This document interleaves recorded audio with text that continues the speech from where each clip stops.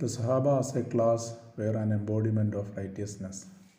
They attained a standard that is rather difficult to emulate in a modern society. We would be fortunate if we really attain even a partial resemblance to their character. Some of their qualities are peculiarly their own, and self-sacrifice is one of these.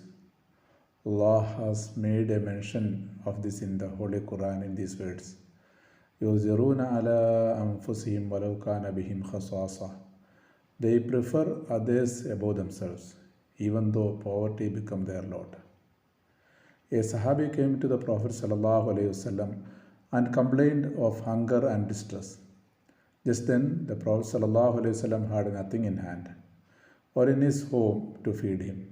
He asked the Sahabah, "Would anybody entertain him as a guest tonight on my behalf?" One of the Ansar said, "O Prophet Sallallahu Alaihi Wasallam of Allah, I will do that." The Ansari took the person to his house and instructed his wife, "Look here, this man is a guest of the Prophet Muhammed Sallallahu Alaihivasallam. We will entertain him as best as we can and won't spare anything in doing so." The wife replied, "By Allah, I have got no food in the house except a very little something just enough for the children." The Ansari said, "You lull the children to sleep without feeding them, while I sit with the guest over the mere meal. When we start eating, put out the lamp pretending to set it right, so that the guest may not become aware of my not sharing the meal with him." The scheme worked out nicely, and the whole family, including the children, stayed hungry to enable the guest to eat to his fill. It was over this incident that Allah revealed the verse, يُؤْثِرُونَ عَلَىٰ أَنفُسِهِمْ وَلَوْ كَانَ بِهِمْ خَصَاصَةٌ.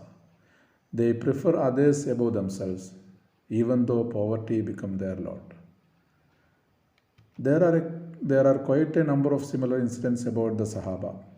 The following is one of these. One of the Sahaba was keeping fast after fast.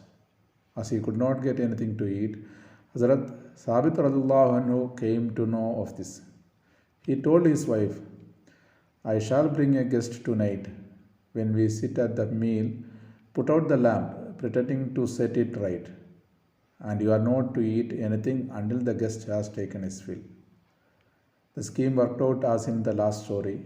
The husband and wife sat with the guest, and the simple soul never suspected in the least that neither of them had partaken at all of the food.